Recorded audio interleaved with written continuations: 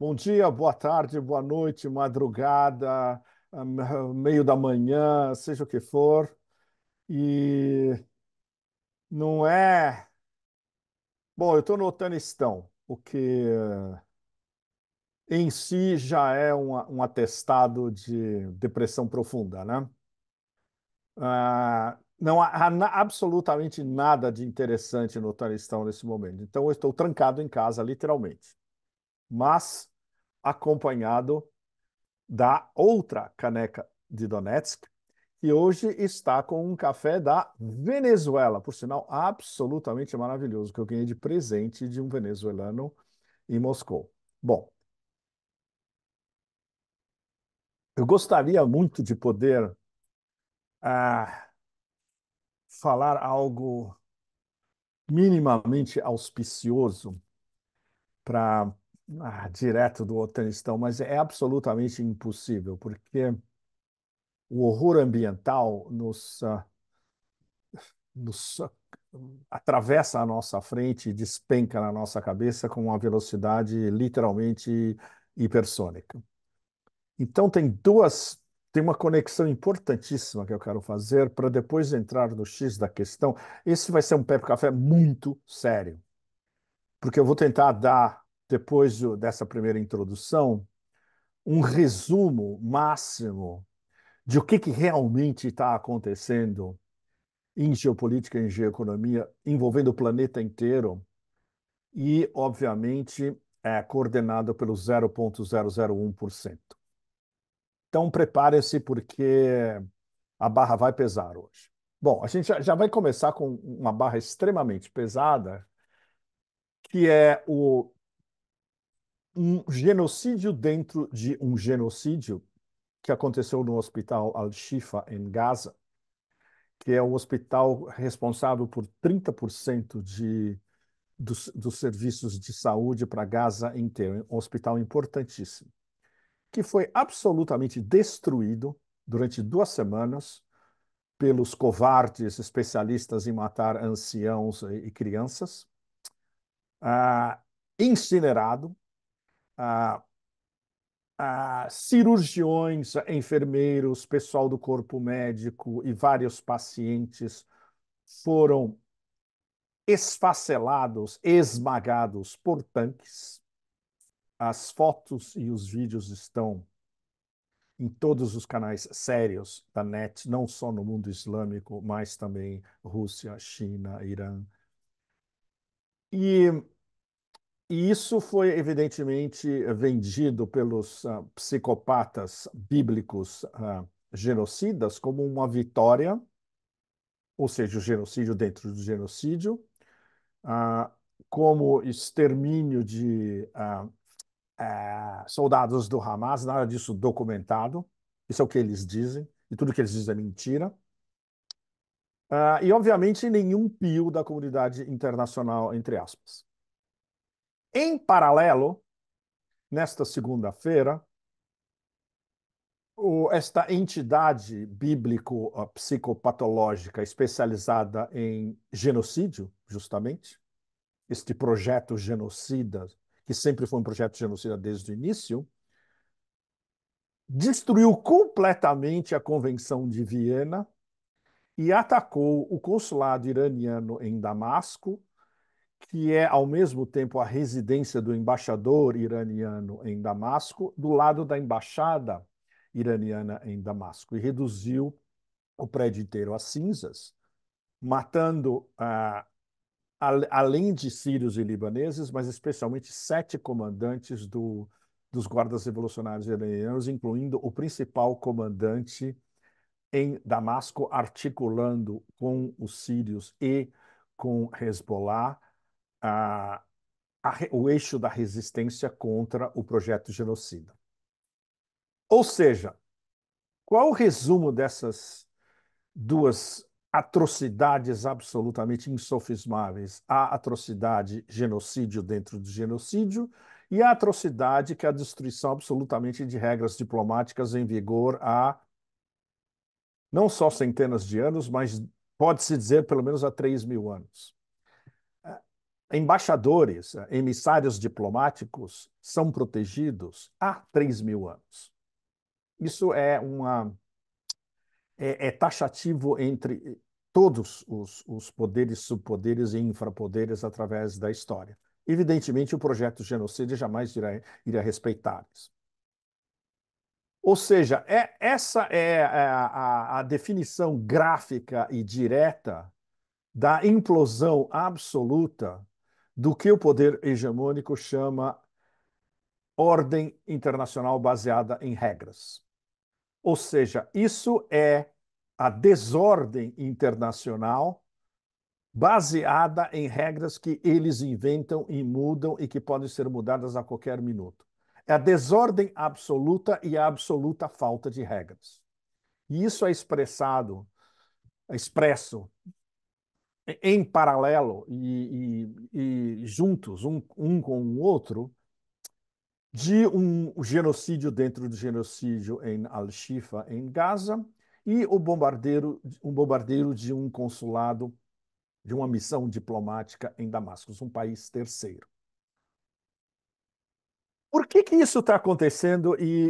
Evidentemente, qualquer cidadão de qualquer latitude, com um mínimo de senso crítico e um mínimo de senso comum, se pergunta, mas como é possível que isso aconteça hoje? Justamente porque o sistema que abarca tudo e que coordena tudo e a maneira como nós vivemos hoje no século XXI, o sistema permite isso. Esse sistema de desordem absoluta, sem regras e que as regras podem ser mudadas, e quem faz as regras é o poder hegemônico e o seu, digamos, porta-aviões especial no oeste da Ásia, e vice-versa. Nunca se sabe que, como o cachorro morde o rabo e se o rabo está levando o cachorro para frente. Então, é a partir desses dois fatos absolutamente deprimentes e que estão intrinsecamente ligados com a atmosfera de depressão absoluta aqui no Otanistão, começando por Paris e França e passando pela Alemanha e Escandinávia, Reino Unido, etc. Eu vou dar para vocês a versão curta do que está acontecendo e por que está acontecendo. Eu tomei algumas notas que eu quero usar para uma coluna mais tarde, e isso está intrinsecamente ligado ao X da questão que eu trato nos meus dois últimos livros. O meu livro anterior, Raging Twenties, os anos 20 raivosos, ele foi traduzido para o italiano e ele deve estar saindo na Itália, digamos, nas próximas semanas, rapidamente. E o meu novo livro, que se chama Eurásia contra Neitostan, Eurásia contra o Otanistão, deve sair nos Estados Unidos nos próximos dias.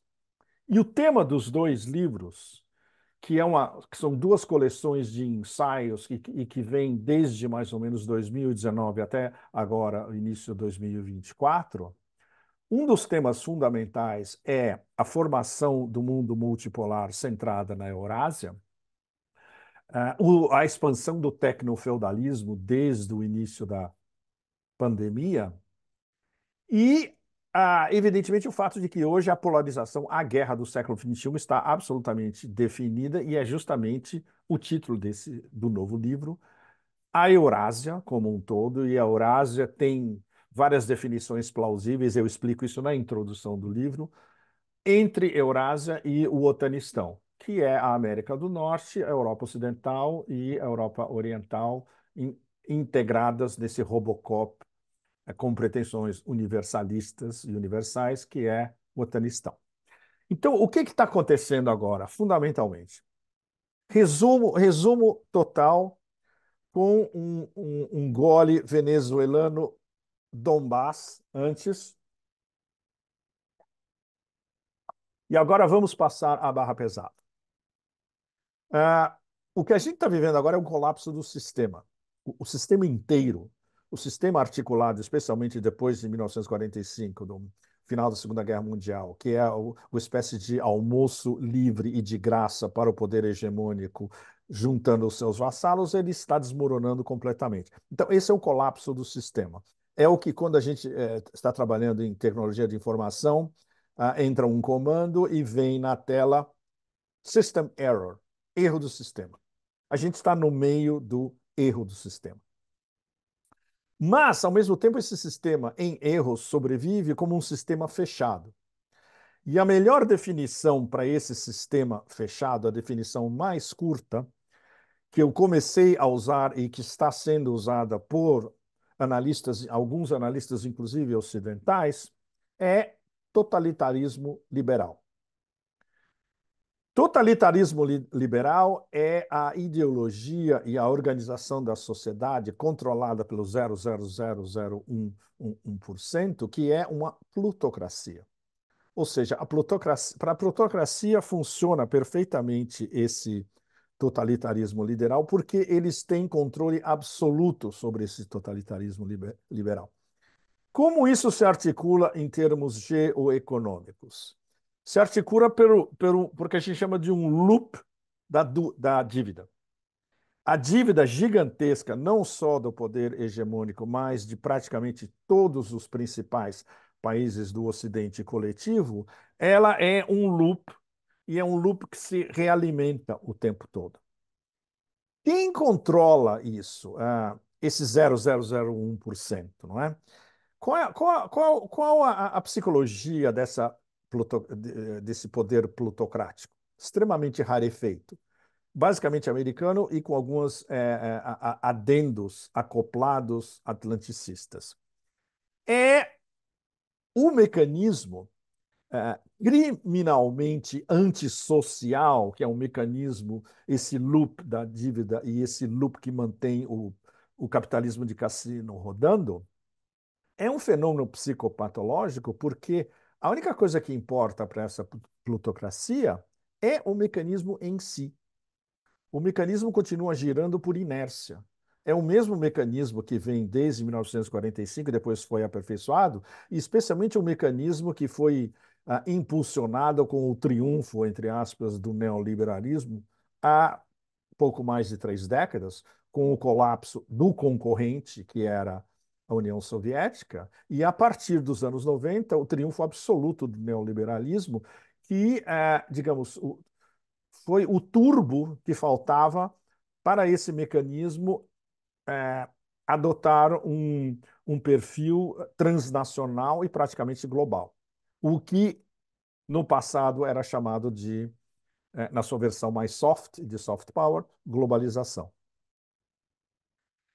Então, tudo isso se articula em, let's say, vamos dizer, mitos. Existe esse mito financeiro transnacional de que esse é o sistema e que é um sistema estável, porque nós, entre aspas, a plutocracia do 0,001% controla. Eles jogam uma carta político-institucional, que são todos os vassalos políticos e instituições que continuam perpetuando e trabalhando para o sistema e são pagos justamente pela plutocracia. E aí entra desde a liderança da União Europeia, a liderança da Comissão Europeia, o sistema de Bruxelas inteiro, o complexo industrial militar, as lideranças americanas, os silos de liderança nos Estados Unidos. E o terceiro fator nesse controle é o que antes a gente chamava de inteligência, nos anos 60, nos anos 70, e que hoje é basicamente os vassalos bem pagos da mídia e do complexo mediático global, que inclui os grandes conglomerados, inclui os oligarcas em cada país controlando os meios de comunicação, a maior parte dos meios de comunicação. No Brasil, você sabe muito bem quem é, na França são 4 ou 5, na Inglaterra são 3 ou 4, na Itália é a família Agnelli Elkann, e assim por diante. Ah, esse processo a gente também pode definir como uma hipermediação da realidade. A realidade que a gente vive, todos nós vivemos, ela é mediatizada ao extremo, incluindo redes sociais, evidentemente, e hipermediatizada. esse é o hiperrealismo onde todos são obrigados a viver, condicionados por essa plutocracia que controla o sistema, os bastões são passados, nessa corrida olímpica, os bastões são passados por, especialmente, os nós mediáticos e o complexo mediático ligado a essa plutocracia. Ou seja, o mecanismo em si, por inércia, continua rodando, seja o que aconteça. Então a gente passou, o que a gente passou desde o começo dessa década, dos anos raivosos, que começaram, como muitos de vocês devem lembrar muito bem, com um assassinato. A década de 20 do século XXI começou no dia 3 de janeiro de 2020 com o assassinato do general Soleimani em Bagdá. Então, a década já começou com um assassinato, ou seja, o sistema já começou literalmente matando, né?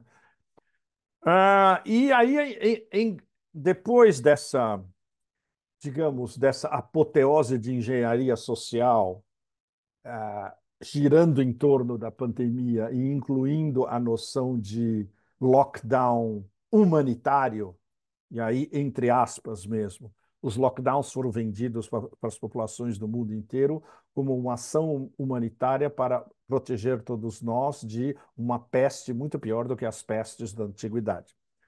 Hoje todo mundo sabe que não era nada disso.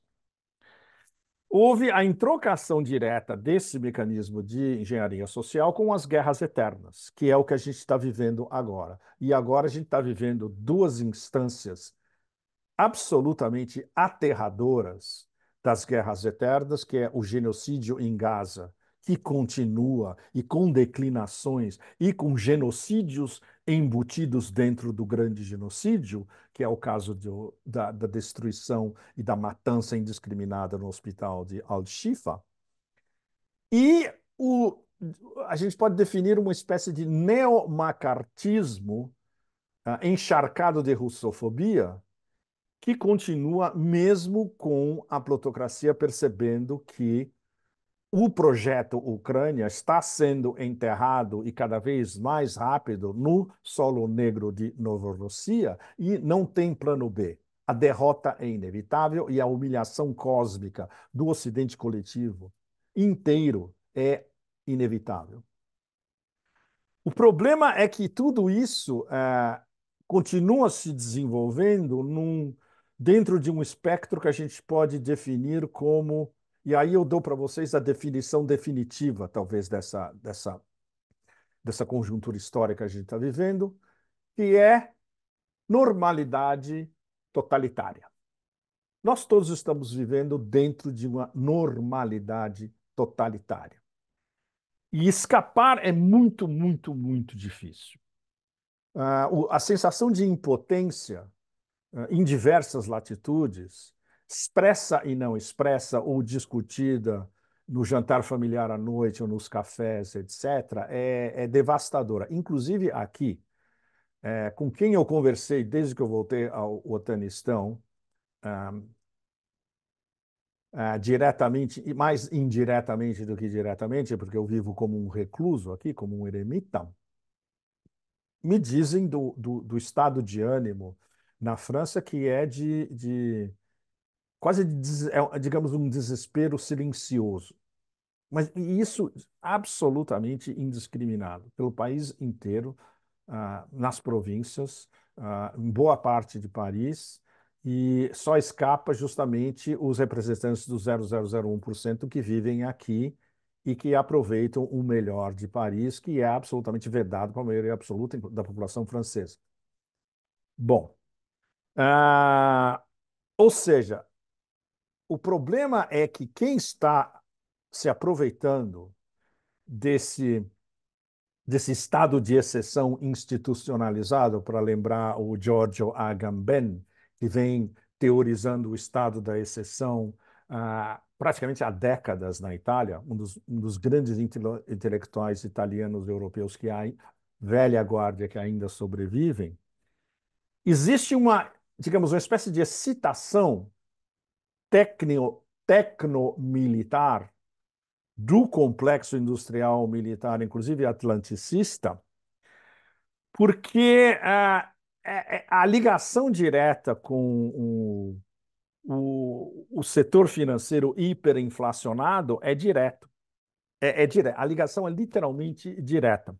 Isso é algo que necessita um aprofundamento em detalhes mais tarde. Eu estou dando as linhas gerais para vocês, que é a ligação direta entre, digamos, uma produção de armas que no Ocidente, no momento, eles estão querendo impulsionar de qualquer maneira como uma, digamos, entre aspas, revitalização da economia, e o fato de que isso pode ser uma maneira de manter esse sistema hiperinflacionário desabando, pelo menos na superfície, andando. Ou seja, a guerra como um bom business. E isso é ligação direta com essa imbricação é a excitação em torno de inteligência artificial. Daí o fato da valorização quase perene, mas muitas vão cair pela rabeira, e já estão caindo pela rabeira, do que a gente chama das sete magníficas. Quem são as sete magníficas? Alphabet, Amazon, Apple, Meta, Microsoft, Nvidia e Tesla. A gente pode dizer que entre essas cinco, as duas que por enquanto estão mais ou menos bem protegidas, enquanto as outras têm várias possibilidades de desabar pesado, Nvidia e Tesla. Problema sério. E reafirmando pela voz de uma representante clássica do 0,001%, isso é uma frase dela, eu estou citando literalmente, a tóxica Medusa von der Leyen, líder da Comissão Europeia. Ela disse literalmente: é preciso produzir tantas armas como nós produzimos vacinas. Vou repetir para vocês. É a ligação direta entre o complexo industrial militar e Big Pharma. Em uma frase, quatro palavras. Produzir armas como vacinas, dita pela principal executiva da Comissão Europeia, que é um agente, basicamente, dos interesses mais nocivos, nefastos e tóxicos de quem manda no poder hegemônico. Então, isso é o X da questão. Quando você vê von der Leyen, von der Leyen dizendo literalmente: nós vamos revitalizar a produção de armas dentro da Europa e acompanhar os americanos e vamos produzir tantas armas quanto nós produzimos vacinas, que, por sinal, as vacinas que a União Europeia comprou da Pfizer e que agora a von der Leyen, ela mesma, está sendo investigada por procuradores independentes europeus, porque todo mundo sabe que isso foi uma falcatrua gigantesca, incluindo a destruição de vacinas no valor de 4 bilhões de euros, e nada disso foi jamais explicado. E tudo isso foi pago com dinheiro dos contribuintes europeus. Ou seja, é um escândalo absolutamente monstruoso que tem possibilidade, quem sabe, de explodir, e quando explodir, esses nexos entre tudo que eu estou falando para vocês nesses últimos minutos, o 0,01% da plutocracia, o sistema geoeconômico conduzido como um cassino, essa euforia tecnomilitar junto com a euforia do mercado financeiro completamente desbalanceado e cassino, e a ligação perigosa entre o complexo industrial militar e o Big Pharma, tudo isso está exemplificado no fato de que von der Leyen está sendo investigada basicamente por um assunto de corrupção massiva, gigantesca. Bom, no meio de tudo isso, qual é? Vocês podem perguntar, mas afinal, qual é a agenda do poder hegemônico? É algo que qualquer cidadão em qualquer latitude basicamente pergunta. Mas e aí, e o império? Qual é o império quer o quê? A gente depende do que silo que controla o império ou que trabalha dentro do império a gente está falando. Então, a gente está falando basicamente do poder econômico que tece a agenda do império, que esse é o poder principal, que é o poder que influi no complexo industrial militar e é o poder econômico, por exemplo, de Big Pharma, Big Bank, Big Pharma, Big Complexo Industrial Militar. Esses bigs são os que controlam esse sistema, digamos, esse erro do sistema que continua andando por inércia, como a gente se referiu no começo. Na cabeça deles, na cabeça dessa plutocracia, manter a hegemonia militar é intimamente ligado com manter a hegemonia financeira, ou seja, proteger o dólar, e fundamentalmente proteger essa massa gigantesca de débito americano em dólar e europeu em euro, mais ligado ao dólar também, proteger o dólar dos efeitos potencialmente hiperdestabilizadores na hora que esse edifício começar a ruir. E aí a gente vê a ligação direta entre o militarismo do império e dos seus vassalos, tanto direto, no caso da Ucrânia ou no caso de Gaza, quanto retórico, no caso dos europeus, e a sua russofobia absolutamente demente. Ou seja, isso digamos, é a versão mais sofisticada de von der Leyen dizendo produzir tantas armas quanto vacinas.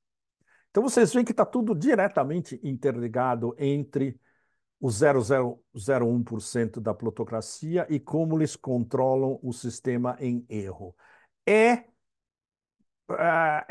Essa tentativa que eu dei para vocês hoje de tentar explicar de uma maneira mais concisa possível, com o mínimo de neologismos, mas apontando as ligações diretas desse círculo intercalado, mostra para vocês como o controle, basicamente, está nas mãos de muito poucos que estão conversando entre si o tempo todo. Ainda que eles tenham agendas específicas diversas, ainda que alguns queiram uma guerra direta, uma guerra quente, e a maioria prefira guerras híbridas localizadas, e o desespero aumenta porque não só são guerras híbridas deslocalizadas contra a Rússia, contra a China, contra o Irã, contra os BRICS, mas o fato de que agora eles têm que organizar a agenda para uma guerra praticamente total anti-mundo multipolar. E o mundo multipolar aglutina todos esses, aglutina esses três principais atores, Rússia, China e Irã, aglutina os BRICS 10, que na cúpula de Kazan, em outubro desse ano, vão passar a BRICS 14, 15, 16, 17, é a guerra contra os 30 e poucos países que querem entrar nos BRICS, a guerra contra os eixos de resistência, e aí tem o eixo de resistência do oeste da Ásia, que a gente já conversou bastante. Irã, Hezbollah, Iêmen, as milícias no Iraque, etc. O eixo da resistência em terras eslavas que se cristaliza nos batalhões cristãos ortodoxos no Donbass. E o eixo da resistência na África, que esse talvez seja o mais que tem um potencial mais extraordinário daqui para frente, porque a gente vê não só um eixo da resistência prático se formando, como uma imbricação a curto, médio prazo desse eixo da resistência com os BRICS na África. Ou seja, a gente vê a ligação entre os novos BRICS na África com os BRICS aspirantes da África que podem entrar na cúpula de outubro, como, por exemplo, a Argélia e Nigéria, e já estão nos BRICS, África do Sul, Egito e Etiópia, mas esse eixo do Sahel, que está constituído já como, na prática, já existe inclusive uma instituição, eles mesmos estabeleceram, que se chama Aliança dos Estados do Sahel, em francês, Aliança dos Estados do Sahel, AES, o acrônimo é o mesmo em português e em francês, que conta com Burkina Faso, Mali e Níger, e que breve terá a presença, certamente, do Senegal. E o Senegal, praticamente com as novas eleições, acabou de entrar no eixo da resistência do oeste da África contra o colonialismo e o neocolonialismo francês. E isso abre um capítulo de possibilidades de integração dentro da África, entre esse eixo da resistência e entre os futuros BRICS, os atuais e os futuros BRICS africanos, as possibilidades são imensas. Então, quando esse 0,01%, quando quem controla o erro do sistema olha em volta, o que sobrou, basicamente, para eles, na prática? Sobra uma Europa Ocidental completamente vassalizada, que isso já está no papo para eles, pelo menos atualmente, como vitória tática, a curto prazo, talvez médio, mas ninguém sabe a longo prazo o que pode acontecer. Todas as capitais europeias subordinadas aos ditames de Bruxelas, que são os ditames de Washington, que vão para Bruxelas, só sobrou isso. E, evidentemente, umas erupções epidérmicas fora do Otanistão, por exemplo, o pacto entre os Estados Unidos, o Japão e a Coreia do Sul, que continuam ocupados os dois pelo poder americano anti-China. O sistema basicamente do AUKUS, que é Austrália, Reino Unido e Estados Unidos, também anti-China, que por enquanto está estagnado.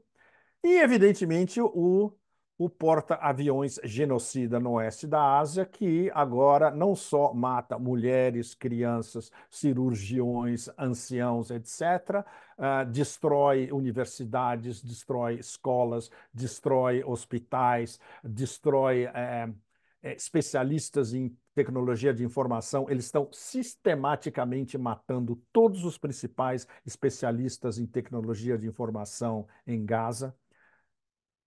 Esse é o braço armado do Império no oeste da Ásia, ao mesmo tempo que controla o Império em Washington via as suas ramificações dentro do 0,001%.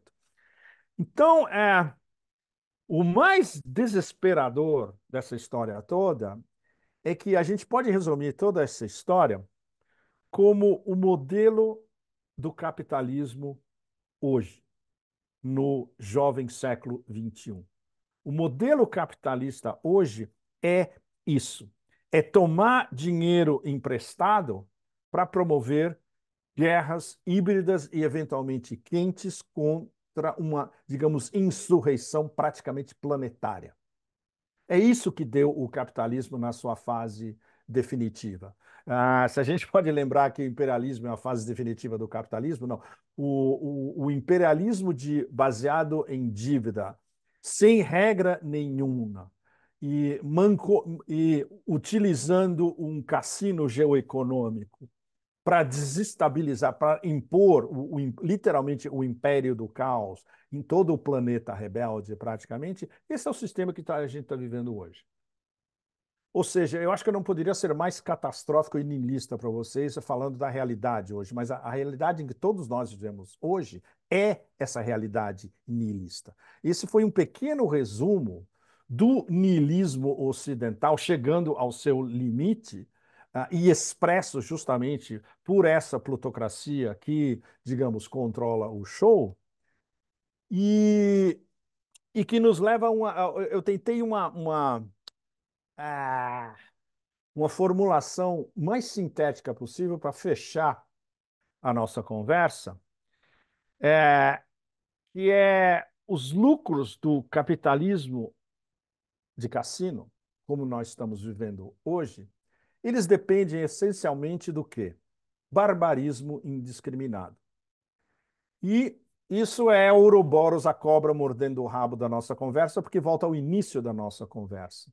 O início da nossa conversa foi sobre duas instâncias absolutamente horrendas. Uma destruição de hospital com todo mundo que estava dentro, inclusive médicos, cirurgiões, etc., e o bombardeio de uma sessão consular com a residência de um embaixador, que é um absurdo total anticonvenção de Viena. Ou seja, não existe mais, é o caos absoluto instaurado por quem manda, não tem regra nenhuma nesse mundo nessa organização internacional baseada em regras que eles vivem apregoando o tempo todo. Eles destroem as regras e os seus vassalos e as cobras e os cachorros mordendo o seu próprio rabo, como é o caso dessa entidade no oeste da Ásia, eles fazem as regras porque eles sabem que eles podem escapar, porque não vai ter contrapartida. Qual seria uma contrapartida? Jogar uma bomba nesses caras. Não vai acontecer. A gente sabe que, infelizmente, não vai acontecer, embora isso seja o que grande parte da maioria global, como diz o embaixador Sergei Lavrov agora, diretamente, a maioria global gostaria que. Por que eles não desaparecem do planeta? Infelizmente, não. Ou seja, cabe a cada um de nós uma luta cotidiana para facilitar o final dessa desordem mundial baseada em regra nenhuma, que por enquanto ainda continua escravizando o planeta inteiro. E para fechar, ok, para fechar uma formulação muito simples que todos vocês que assistiram o Grande Chefão, o Poderoso Chefão 1, 2, 3 e que assistem thrillers e filmes de gangster ou sopranos, ou seja, que for, sabem muito bem. O que ficou reduzido às instituições internacionais que vivem apregoando os nossos valores hoje? Eles são killers psicóticos. São assassinos psicóticos pagos pelo grande capital para manter esse sistema fechado e esse sistema em erro, nos subjugando até o final dos tempos. Mas a gente não vai deixar que isso aconteça. Bom, tentei acabar com pelo menos um prenúncio de esperança. Assinem o canal. Não existe nenhum canal em português, em espanhol, em qualquer outra língua com esse nível de análise em lugar nenhum. E eu boto minha mão na mesa e quem falar contra sabe o que vai acontecer, né? Vai lá, moçada. Para frente. Vamos continuar brigando porque o cerco se fecha cada vez mais e as coisas estão ficando cada vez mais horrorosas. Então, diretamente do ultradepressivo Otanistão para vocês todos. Até a semana que vem. Tchau, tchau.